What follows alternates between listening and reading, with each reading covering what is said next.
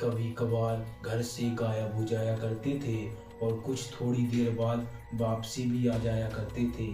कभी कभी तो दोस्तों वो इतना लेट वापसी आते थे कि जब वो वापसी आते थे उनके शरीरों पर कुछ अलग निशान बन जाते थे, जैसे कि कोई चोट के निशान। हर बार जैसे ही मेरे दादाजी रात को आते थे उनके शरीरों पर चोट के निशान दिखते थे दोस्तों।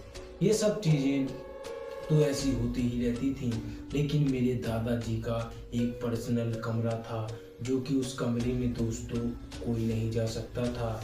उस कमरे में जाना सबको मना था। दादाजी कहते थे इस कमरे में कोई नहीं आ सकता, और यहाँ तक कि उस कमरे की सफाई करने के लिए भी दादा किसी को नहीं आने देते थे। खुद वो अपने हाथों से उस कमरे की सफाई करते थे। और दोस्तों एक दिन मैं खेलते खेलते दादाजी के कमरे के पास पहुंच जाता हूं। कमरे में से कुछ अजीबो-गरीब आवाजें आ रही थी, कुछ अजीब आवाजें आ रही थी। मैंने सोचा ये आवाजें कैसी आ रही हैं। मैंने दरवाजे के नीचे से देखा तो मुझे एक काली परछाई दिखाई दी दोस्तों। फिर थोड़ी देर बाद दरवाजे के नीचे से बहुत सारा खून बहने लगा और वो खून मेरे पैरों के पास आ जाता है और फिर मैं वहीं पर बेहोश हो जाता हूँ। फिर मेरी मम्मी आती हैं और मुझे वहाँ से उठा के ले जाती हैं। फिर मेरी मम्मी बोलती हैं कि इतना धूप में क्यों खेलता है, देख तुझे आज चक्कर आ गए थे। मैंने कहा मम्मी मुझे धूप से चक्कर नहीं आए थे, दादाजी के गेट के पास बहुत सारा खून बह रहा था। मम्मी ने कहा पागल ये सब ऐसा कुछ नहीं होता। फिर मैं मम्मी को दादाजी के कमरे के गेट के पास ले गया।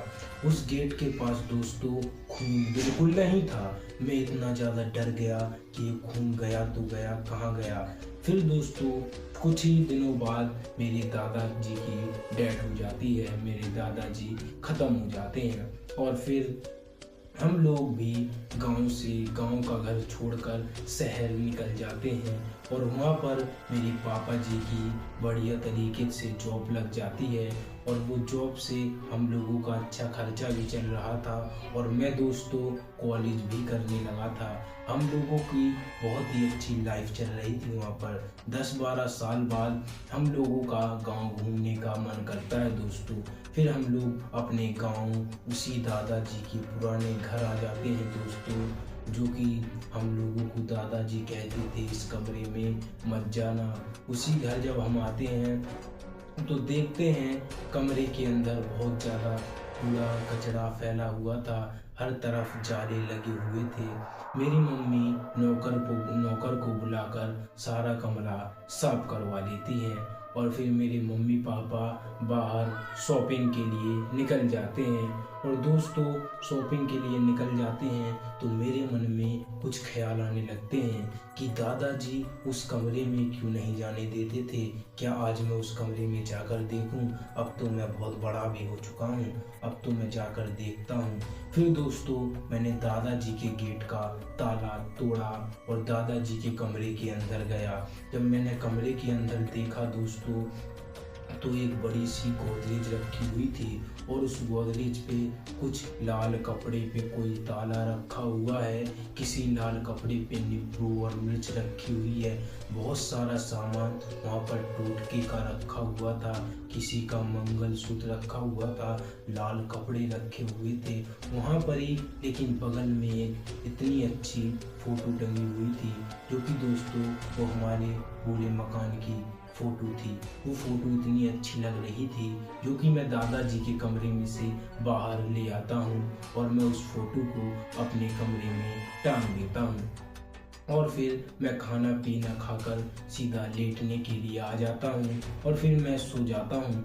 जब मेरी दोस्तों आँख खुलती है तो मैं देखता हूँ कि मैं एक नदी के बीच में बह रहा हूँ और पानी की इतनी तेज लहर है कि मैं पानी के अंदर डूबते ही जा रहा हूँ। जैसे तैसे करके मैं नदी के किनारे आता हूँ और जैसे ही दोस्तों मैं नदी के किनारे आता हूँ मैं देखता हूँ मेरे सामने वही घर जो कि दोस्तों उस फोटो में बना हुआ था, वही घर मेरे सामने आ जाता है। मैं बहुत ज़्यादा डर जाता हूँ फिर मैं घर के अंदर जाता हूँ, देखता हूँ दोस्तों कि पूरी तरफ जाले लगे हुए थे। कमरा इतना सुनसान लग रहा था जैसे कि इस घर में कोई रहता ही ना हो, इस कमरे में बुरी आत्माओं का वास हो, ऐसा लग रहा था।